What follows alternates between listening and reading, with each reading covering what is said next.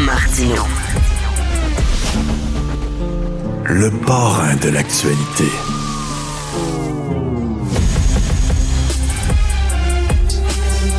Alors, il y a des Canadiens qui ont lancé une pétition pour enlever, en fait, la citoyenneté canadienne à Elon Musk. Elon Musk est né en Afrique du Sud, mais je ne sais pas si vous le savez, il a la citoyenneté canadienne par sa mère qui est née à Regina.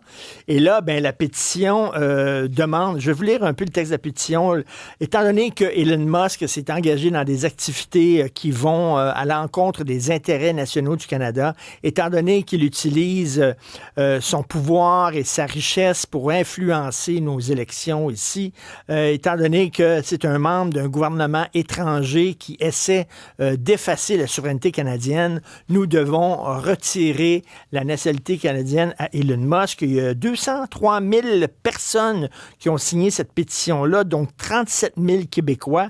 Et Maximile Sayer ici retracé deux signataires québécois de cette pétition. Il s'agit de François Paquette et de Pierre Bellé. Bonjour à vous deux. Bonjour. Ben, je vais commencer par François. Pourquoi vous avez signé cette pétition-là, François?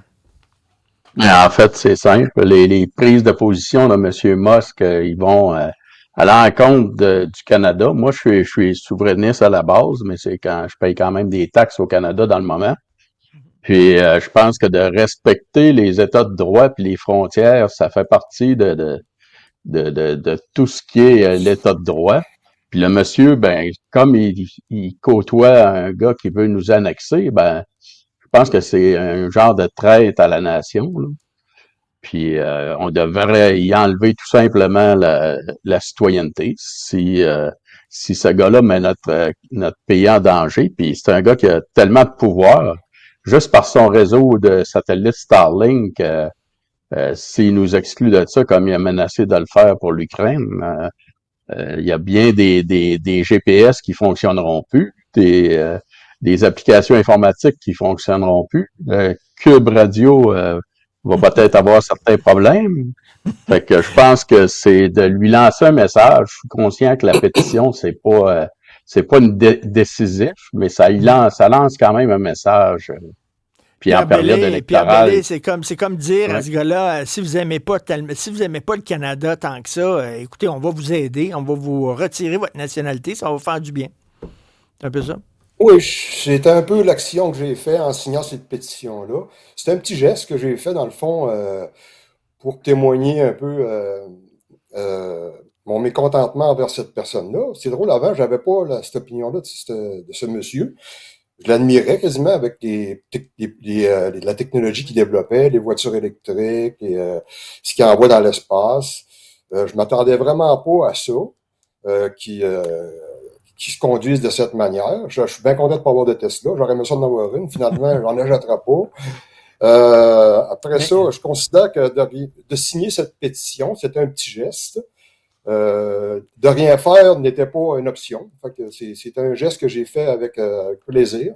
c'est un Canadien, c'est un citoyen canadien, donc est-ce que vous allez dans le même sens que François, c'est-à-dire que de dire que c'est un traître à sa nation? On va y aller d'une manière un peu plus légère, on va dire. Je considère que il est sur le bord d'être un traître, là. Il n'y a plus une grande marge de manœuvre en ce qui me concerne. Il me déçoit beaucoup, évidemment. Je le considère quasiment comme je le trouve inhumain. En fait, là, de la façon qu'il se comporte, parce que là, il a coupé les budgets pour nourrir des pays pauvres. C'est un milliardaire, c'est le plus riche de la planète. Ça me déçoit, puis ça me révolte. C'est inacceptable en ce qui me concerne. François Paquette, il y a des Canadiens qui aimeraient ça, que le Canada soit annexé aux États-Unis. Il y avait même un parti, le Parti 51, qui s'était présenté à un moment donné, puis c'était ça leur programme. Est-ce qu'il faudrait leur enlever, eux autres aussi, leur citoyenneté canadienne en disant que c'est des mauvais Canadiens? Non, mais en fait, ces Canadiens-là, puis ce parti-là, ils vont de manière démocratique. OK? Puis moi, j'ai un grand respect pour la démocratie. Fait que s'ils réussissent à se faire élire et à passer leur idée, au même titre qu'un référendum sur la souveraineté, c'est démocratique. OK? Par contre, M. Musk et M. Trump, non, ils nous demandent pas notre avis, là. Puis ils demandent pas l'avis aux Ukrainiens, ils demandent pas l'avis aux Européens pour les décisions qu'ils prennent. Quand je le voyais avec sa CHM, là, je me dis peut-être que, vu qu'il est Canadien, peut-être qu'il y a des ancêtres bûcherons à quelque part dans son arbre généalogique, là. Mais Euh, la pétition, ça a quand même un poids moral, là. Puis moi, si vous me regardez, là, le poids, je suis un spécialiste là-dedans, là. Pierre Bellé, euh, est-ce qu'on enlève la citoyenneté à quelqu'un juste parce qu'il y a des opinions qui ne nous plaisent pas? Mais au-delà de ça, est-ce que vous pensez que vraiment, il y a une vraie menace, là, que ça fait partie de sa volonté à Donald Trump et à son administration d'annexer le Canada? Ou alors, c'est rien que des mots là, comme ça qui sortent de sa bouche et qui ne veulent pas dire grand-chose? Ah non, moi, d'après moi, c'est un plan, ça. Puis ça m'inquiète, évidemment. J'entends tout le monde autour de moi, ils ont toutes la même conversation. Ça parle rien que de ça. On est coincé entre deux géants, dans le fond, là. Tu sais, on a les Russes au nord, puis les Américains au sud, qui ont l'air à s'entendre. Je me sens un peu comme un grilled cheese, la tranche de fromage dans le grilled cheese, puis plus ça va, plus que ça chauffe, puis les deux sont là à nous regarder, puis qui va nous bouffer le premier? C'est inquiétant.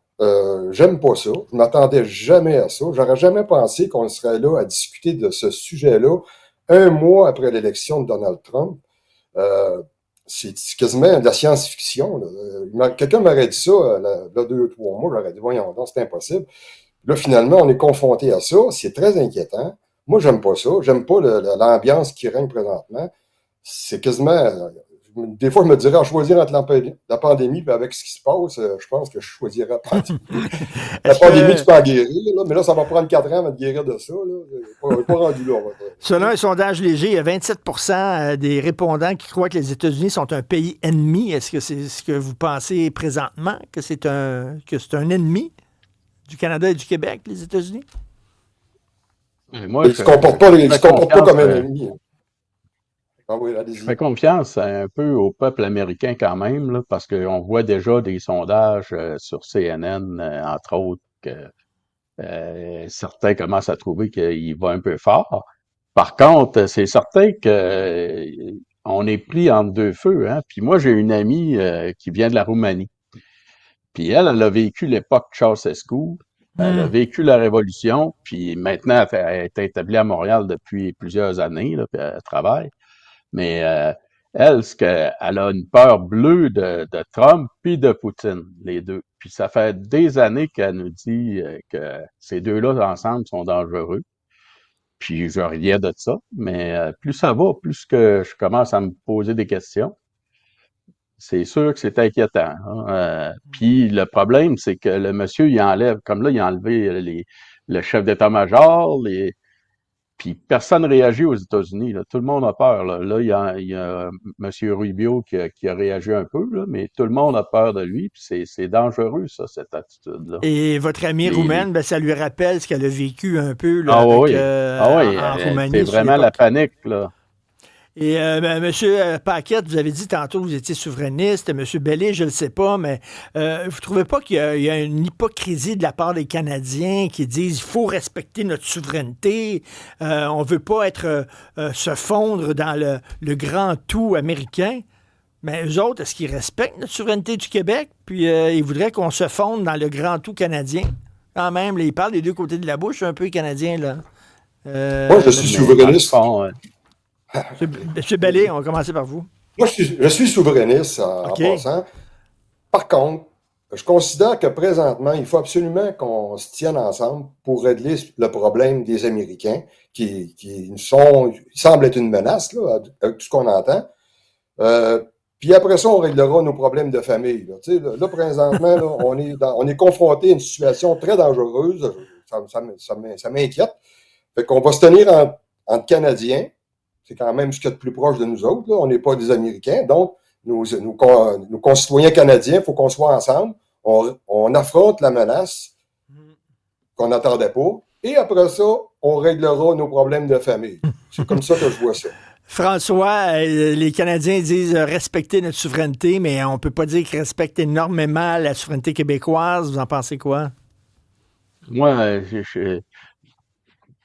suis pour l'État de droit. Fait que dans le moment, on est membre du Canada. Je milite pour qu'on ne le soit plus.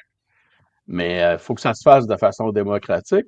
Puis un point que je trouve important, c'est qu'il n'y a pas juste le Canada qui s'oppose aux États-Unis dans le moment, là. Toute l'Europe, chaque pays d'Europe vit un peu les mêmes choses que nous autres, sauf qu'ils sont plus éloignés. Par contre, ils ont aussi peur des Russes que nous, on peut avoir peur sinon plus, que nous, on peut avoir peur des États-Unis. Moi, j'ai l'espoir que des gens aux États-Unis vont se réveiller, puis les contre-pouvoirs et même au niveau de l'armée, là, il pourrait y avoir des gens qui se disent, qui disent à M. Trump, là, ça va faire, parce que ces gens-là se battent, entre guillemets, contre la Russie depuis tant d'années pour essayer d'empêcher la Russie d'avancer. Puis il y a des grands pas qui avaient été faits sur Ronald Reagan. Puis là, on est en train de perdre du terrain. Je sens que ces gens-là, au niveau de l'armée américaine, pourraient peut-être expliquer quelques leçons de géographie à notre ami Trump. Mais c'est vrai qu'il est divisé en deux, là, en tout cas. Elon Musk, là, il est canadien et américain, donc il est comme un pied dans un pays, un pied dans l'autre. On pourrait l'aider à choisir, puis en disant, ben, regarde, là, sois américain à 100% plutôt qu'à 50%. Il me semble que ça va te rendre beaucoup plus heureux.